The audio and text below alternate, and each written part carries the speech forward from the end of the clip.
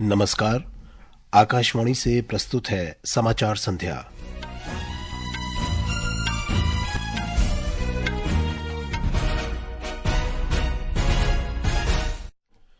राष्ट्रीय जनतांत्रिक गठबंधन ने झारखंड विधानसभा चुनाव के लिए सीट बंटवारे की घोषणा की। भाजपा 68 सीटों पर चुनाव लड़ेगी। राष्ट्रपति द्रौपदी मुर्मू ने मलावी के राष्ट्रपति लाजरस चाकवेरा के साथ द्विपक्षीय वार्ता की। कला और संस्कृति, खेल, युवा कार्यक्रम और फार्मास्यूटिकल्स के क्षेत्र में 4 समझौते हुए। हरियाणा सरकार ने राज्य में किडनी रोगियों के लिए निःशुल्क डायलिसिस की घोषणा की। इजरायल के साथ संघर्ष के बीच भारत ने लेबनान को मानवीय सहायता के रूप में 11 टन चिकित्सा आपूर्ति की पहली खेप भेजी। बेंगलुरु में पहले टेस्ट मैच के तीसरे दिन भारत न्यूजीलैंड से 125 रन से पीछे। और डेनमार्क ओपन बैडमिंटन में पीवी सिंधु की महिला सिंगल्स क्वार्टर फाइनल में हार के साथ भारतीय चुनौती समाप्त। समाचार संध्या के साथ मैं विशाल शर्मा। झारखंड विधानसभा चुनाव के लिए एनडीए के सहयोगी दलों के बीच सीट बंटवारे की घोषणा कर दी गई है। राज्य के चुनाव सह प्रभारी हिमंत बिस्व शर्मा ने रांची में कहा कि भाजपा 68, आजसू पार्टी 10, जनता दल यूनाइटेड 2 और चिराग पासवान की एलजेपी 1 सीट पर चुनाव लड़ेगी। उधर इंडिया गठबंधन सीट बंटवारे का फार्मूला तय करने में जुटा है। झारखंड मुक्ति मोर्चा इस बार कांग्रेस, राष्ट्रीय जनता दल और भारतीय कम्युनिस्ट पार्टी एमएल के साथ मिलकर चुनाव मैदान में उतरेगा। निर्वाचन आयोग ने झारखंड विधानसभा चुनाव के पहले चरण के लिए अधिसूचना जारी कर दी है। इस चरण में 13 नवंबर को 43 निर्वाचन क्षेत्रों में वोट डाले जाएंगे।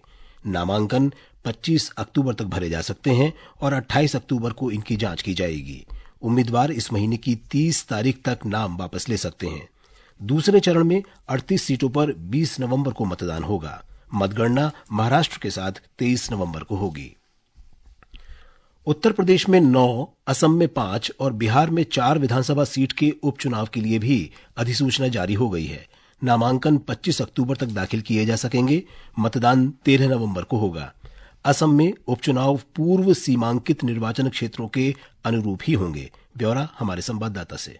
इस साल की शुरुआत में लोकसभा में मौजूदा विधायकों के चुनाव के बाद उपचुनाव जरूरी हो गई है। हालांकि कोई भी राजनीतिक दल ने अभी तक उम्मीदवारों की घोषणा नहीं की है, लेकिन सीट बंटवारे की प्रक्रिया लगभग पूरी हो चुकी है। भाजपा बिहाली, धोलाई और सामग्री में चुनाव लड़ेगी, जबकि गठबंधन सहयोगी असम गण परिषद और यूपीपीएल बोंगाईगांव और सिडली निर्वाचन क्षेत्रों में उम्मीदवार उतारेंगे। मुख्य विपक्षी दल कांग्रेस 4 विधानसभा सीटों पर चुनाव लड़ेगी, जबकि बिहाली निर्वाचन क्षेत्र गठबंधन सहयोगियों को देने की संभावना है। मानस प्रतिम शर्मा, आकाशवाणी समाचार, गुवाहाटी।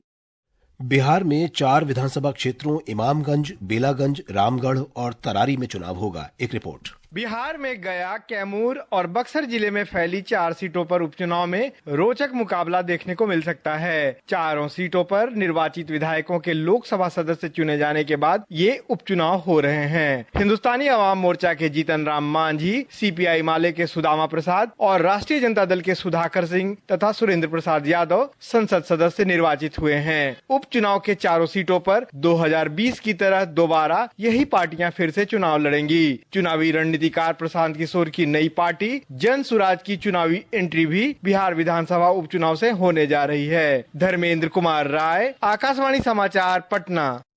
निर्वाचन आयोग ने उम्मीदवारों के लिए पहली बार ऑनलाइन नामांकन की सुविधा प्रदान की है। उम्मीदवार ऑनलाइन नामांकन पत्र भरकर जमानत राशि जमा करा सकते हैं।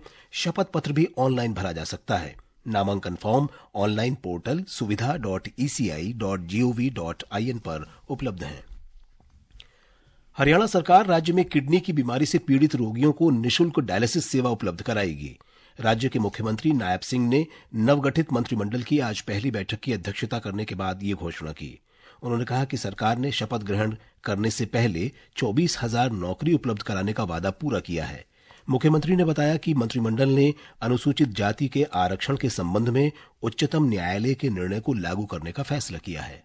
माननीय सुप्रीम कोर्ट के फैसले को सम्मान देते हुए हमारी कैबिनेट ने फैसला किया है कि जो वर्गीकरण के ऊपर माननीय सुप्रीम कोर्ट ने कहा था, आज से ही लागू करने का फैसला हमने लिया है। इस बीच मुख्यमंत्री नायब सिंह और उनके मंत्रिमंडल सहयोगियों ने आज अपना कार्यभार संभाला। मुख्यमंत्री ने बताया कि मंत्रियों को जल्द ही विभाग आवंटित किए जाएंगे। केंद्र शासित प्रदेश जम्मू कश्मीर में उपराज्यपाल मनोज सिन्हा ने नेशनल कॉन्फ्रेंस के विधायक मुबारक गुल को नई विधानसभा का प्रोटेम स्पीकर नियुक्त किया है। मुबारक गुल सोमवार को नवनिर्वाचित सदस्यों को शपथ दिलाएंगे। ये समाचार हमारी वेबसाइट www.newsonair.gov.in और हमारे न्यूज ऑन एआईआर ऐप पर भी उपलब्ध हैं। समाचार संध्या में आपका फिर स्वागत है। राष्ट्रपति द्रौपदी मुर्मू ने आज मलावी के राष्ट्रपति लजारस चाकवेरा के साथ द्विपक्षीय बैठक की।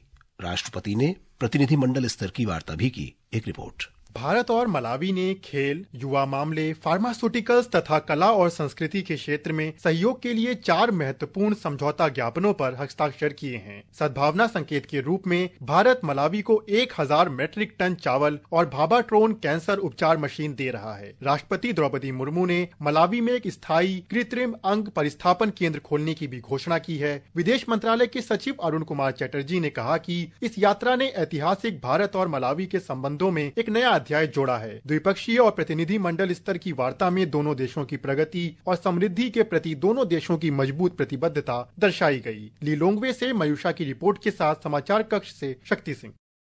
इसराइल के साथ संघर्ष के बीच भारत ने लेबनान को मानवीय सहायता के रूप में 11 टन चिकित्सा आपूर्ति की पहली खेप भेजी है। लेबनान को कुल 33 टन चिकित्सा सामग्री की आपूर्ति की जा रही है। इसकी पहली 11 टन की खेप आज रवाना की गई। इसमें फार्मा उत्पाद, कार्डियोवास्कुलर दवाएं, एंटीबायोटिक और एनेस्थीसिया तथा अन्य दवाएं शामिल हैं। इस बीच भारत ने पापुआ न्यू गिनी के मोर्सबी बंदरगाह के लिए आज पीपावाव से 12 हीमोडायलिसिस मशीन और पोर्टेबल आरओ इकाई की पहली खेप रवाना कर दी गई। रक्षा मंत्री राजनाथ सिंह ने कहा है कि गैर परंपरागत युद्ध ने रक्षा क्षेत्र में नई चुनौतियां खड़ी कर दी हैं। रक्षा मंत्री ने आज नई दिल्ली में एक कार्यक्रम में रक्षा क्षेत्र में अनुसंधान और विकास के बढ़ते महत्व पर बल दिया। टेक्नोलॉजी ने डिफेंस सेक्टर में एक नए अनकन्वेंशनल वारफेयर को जन्म दिया है। Drones, cyber warfare, bio weapons और स्पेस डिफेंस जैसे अनेक एलिमेंट डिफेंस सेक्टर के लिए चुनौती बनकर इस समय उभरे हैं। ऐसी स्थिति में एक परिवर्तनकारी दौर में जिस तरह से आप डिफेंस रिसर्च एंड डेवलपमेंट के क्षेत्र में अपने कदम आगे बढ़ा रहे हैं, वह निश्चित रूप से हमारे डिफेंस सेक्टर को और भी ज्यादा सशक्त और मजबूत बनाएगा, ऐसा मेरा विश्वास है।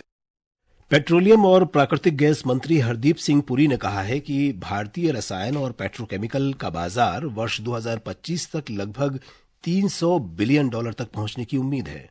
वर्तमान में पेट्रोकेमिकल बाजार $220 बिलियन का है। नई दिल्ली में पेट्रोकेमिकल्स पर गोलमेज सम्मेलन में श्री पुरी ने भारत के पेट्रोकेमिकल क्षेत्र की विशाल क्षमता पर चर्चा की। वाणिज्य और उद्योग मंत्री पीयूष गोयल ने कहा है कि भारत एक गतिशील अर्थव्यवस्था में विश्वास रखता है। नई दिल्ली में श्री गोयल ने बताया कि मौजूदा स्थिति में सभी देश भारत के साथ अपने आर्थिक संबंधों का विस्तार करना चाहते हैं। उन्होंने बताया कि देश का विदेशी मुद्रा भंडार $700 अरब को पार कर गया है। उपराष्ट्रपति जगदीप धनखड़ ने कहा है कि मानवाधिकार हमेशा से भारत के नैतिक ताने बाने में शामिल रहे हैं। नई दिल्ली में राष्ट्रीय मानवाधिकार आयोग के स्थापना दिवस कार्यक्रम में श्री धनखड़ ने कहा कि संविधान की प्रस्तावना सभी नागरिकों के लिए न्याय, स्वतंत्रता और समानता का अधिकार प्रदान करती है। Discrimination in any form is challenging to core aspects of human rights. Human rights are best secured and nurtured with public response. There can be no greater custodian of human rights than the public at large. शिक्षा मंत्री धर्मेंद्र प्रधान ने कहा है कि सरकार सभी भारतीय भाषाओं को सीखने और सुविधाजनक बनाने के लिए हर संभव प्रयास कर रही है। नई दिल्ली में उन्होंने कहा कि सरकार भारतीय भाषाओं में सीखने को बढ़ावा देने के साथ साथ देश की भाषाई विरासत का जश्न मनाने, सम्मान करने और उसे संरक्षित करने के लिए भी चौतरफा प्रयास कर रही है। नई दिल्ली में एशिया का सबसे बड़ा टेलीकॉम उत्सव इंडिया मोबाइल कांग्रेस के 8वें संस्करण का आज समापन हो गया। ब्यौरा हमारे संवाददाता से। इंडिया मोबाइल कांग्रेस के 8वें संस्करण में भारत के इनोवेटिव इकोसिस्टम की झलक देखने को मिली। विश्व भर के दिग्गज टेलीकॉम कंपनियों और इनोवेटर्स ने तेजी से उभरती तकनीकों जैसे क्वांटम टेक्नोलॉजी और सर्कुलर इकोनॉमी में हो रहे प्रगति के बारे में बताया। इसके अलावा 6G, internet of things, semiconductor, cyber सुरक्षा, सैटकॉम और इलेक्ट्रॉनिक्स विनिर्माण पर भी चर्चा की गई। एशिया के सबसे बड़े डिजिटल तकनीकी मंच इंडिया मोबाइल कांग्रेस में 120 से अधिक देशों ने भाग लिया। 400 से अधिक प्रदर्शकों और लगभग 900 स्टार्टअप ने यहां पर अपने अत्याधुनिक उत्पादों और सेवाओं को प्रदर्शित किया। दीपेंद्र कुमार, आकाशवाणी समाचार, दिल्ली। ये समाचार आकाशवाणी से प्रसारित किए जा रहे हैं। प्रधानमंत्री नरेंद्र मोदी कल नई दिल्ली में कर्मयोगी राष्ट्रीय शिक्षण सप्ताह का शुभारंभ करेंगे। एक सप्ताह के दौरान प्रत्येक कर्मयोगी कम से कम 4 घंटे की शिक्षा का लक्ष्य प्राप्त करने के लिए प्रतिबद्ध होगा। ये सप्ताह व्यक्तिगत प्रतिभागियों, मंत्रालयों, विभागों और संगठनों द्वारा विभिन्न प्रकार की भागीदारी के माध्यम से सीखने के लिए समर्पित होगा। प्रधानमंत्री ने कहा है कि सुचारू शासन, तेजी से निर्णय लेने और शासन में पारदर्शिता ने निवेशकों को आकर्षित करने और एनडीए शासित राज्यों में निवेश करने में मदद की है। चंडीगढ़ में कल एनडीए नेताओं की बैठक में श्री मोदी ने कहा कि एनडीए सरकार लोगों की बढ़ती आकांक्षाओं को पूरा कर रही है और अंतिम छोर तक सेवा प्रदान करना उसकी विशिष्टता रही है। उत्तराखंड में पूर्व मुख्य सचिव शत्रुघ्न सिंह की अध्यक्षता में गठित यूसीसी नियम और क्रियान्वयन समिति ने आज मुख्यमंत्री पुष्कर सिंह धामी को मसौदा रिपोर्ट सौंपी। एक रिपोर्ट। मुख्यमंत्री ने कहा कि जल्द ही कैबिनेट की मंजूरी के बाद यूसीसी को प्रदेश में लागू करने की तिथि तय की जाएगी। उन्होंने बताया कि यूसीसी नियमावली में मुख्य रूप से 4 भाग हैं, जिसमें विवाह और विवाह विच्छेद, लिव इन रिलेशनशिप, जन्म तथा मृत्यु पंजीकरण और उत्तराधिकारी संबंधित नियमों के पंजीकरण संबंधित प्रक्रियाएं उल्लेखित हैं। राज्य सरकार द्वारा यूसीसी समिति का गठन न्यायमूर्ति रंजना प्रकाश देसाई के नेतृत्व में किया गया था। साक्षी सिंह, आकाशवाणी समाचार, देहरादून। दिल्ली की राउज एवेन्यू अदालत ने आम आदमी पार्टी के नेता और दिल्ली के पूर्व कैबिनेट मंत्री सत्येंद्र जैन को धन शोधन मामले में 2 वर्ष बाद आज जमानत दे दी। सत्येंद्र जैन पर उनसे जुड़ी कथित 4 कंपनियों के जरिए धन शोधन करने का आरोप था। और अब आर्थिक जगत के समाचारों के साथ हैं मनोज पाठक। बॉम्बे स्टॉक एक्सचेंज का सेंसेक्स आज 218 अंक बढ़कर 81,224 दर्ज हुआ। उधर नेशनल स्टॉक एक्सचेंज का निफ्टी 104 अंक बढ़कर 24,854 पर बंद हुआ। अंतर बैंकिंग विदेशी मुद्रा बाजार में $1 की तुलना में रुपया बिना किसी उतार चढ़ाव के अपने पूर्व स्तर $84.07 पर रहा। अंतर्राष्ट्रीय बाजारों में ब्रेंट कच्चे तेल की कीमत $74.12 प्रति बैरल के आसपास चल रही थी। और अब खेल खबरों के साथ हैं शशांक कुमार। बेंगलुरु में न्यूजीलैंड के साथ पहले टेस्ट मैच के तीसरे दिन भारत ने दूसरी पारी में 3 विकेट पर 231 रन बना लिए हैं। भारतीय टीम अभी भी 125 रन से पीछे है। विराट कोहली 70, रोहित शर्मा 52 और यशस्वी जायसवाल 35 रन बनाकर आउट हुए। सरफराज खान ने 70 रन बनाकर क्रीज पर हैं। विराट कोहली ने आज टेस्ट क्रिकेट में 9,000 रन पूरे किए। ऐसा करने वाले वो भारत के चौथे बल्लेबाज बन गए हैं। इससे पहले न्यूजीलैंड ने पहली पारी में 402 रन बनाए थे। इस बीच PV Sindhu Denmark open badminton के क्वार्टर फाइनल में हार गई हैं। उन्हें इंडोनेशिया की ग्रोरिया तुंजुन ने हराया। इसी के साथ भारतीय चुनौती भी टूर्नामेंट में समाप्त हो गई। मौसम विभाग ने अगले 3 से 4 दिनों के दौरान तमिलनाडु, पुदुचेरी, कराईकल और कर्नाटक में मूसलाधार बारिश जारी रहने की संभावना व्यक्त की है। रविवार और सोमवार को अंडमान और निकोबार द्वीप समूह में भी तेज वर्षा होगी। 23 और 24 अक्टूबर को गांगे, पश्चिम बंगाल और ओडिशा में भी तेज वर्षा होने की संभावना है। सरकार ने वर्ष 2024-25 के लिए मेधावी छात्रों के राष्ट्रीय छात्रवृत्ति पोर्टल की अंतिम तिथि 31 अक्टूबर तक बढ़ा दी है। National means cum merit scholarship योजना के अंतर्गत आर्थिक रूप से कमजोर वर्ग के मेधावी छात्रों को स्कूल नहीं छोड़ने के लिए छात्रवृत्ति दी जाती है। और अब अंत में मुख्य समाचार एक बार फिर। राष्ट्रीय जनतांत्रिक गठबंधन ने झारखंड विधानसभा चुनाव के लिए सीट बंटवारे की घोषणा की। भाजपा 68 सीटों पर चुनाव लड़ेगी। राष्ट्रपति द्रौपदी मुर्मू ने मलावी के राष्ट्रपति लाजरस चाकवेरा के साथ द्विपक्षीय वार्ता की। कला और संस्कृति, खेल, युवा कार्यक्रम और फार्मास्यूटिकल्स के क्षेत्र में 4 समझौते हुए। हरियाणा सरकार ने राज्य में किडनी रोगियों के लिए निःशुल्क डायलिसिस की घोषणा की। इसराइल के साथ संघर्ष के बीच भारत ने लेबनान को मानवीय सहायता के रूप में 11 टन चिकित्सा आपूर्ति की पहली खेप भेजी। बेंगलुरु में पहले टेस्ट मैच के तीसरे दिन भारत न्यूजीलैंड से 125 रन से पीछे और डेनमार्क ओपन बैडमिंटन में पीवी सिंधु की महिला सिंगल्स क्वार्टर फाइनल में हार के साथ भारतीय चुनौती समाप्त। इसके साथ ही समाचार संध्या का ये अंक समाप्त हुआ। नमस्कार।